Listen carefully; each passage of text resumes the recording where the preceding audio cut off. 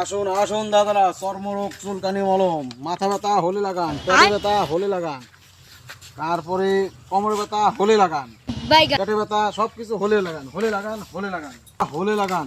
আমার একটা ওষুধ দেন, আমার মাথা ব্যথা হলে ব্যথা নাই, মাথা ব্যথা আছে। মাথা ব্যথা হ্যাঁ দেখ 50 টাকা দে।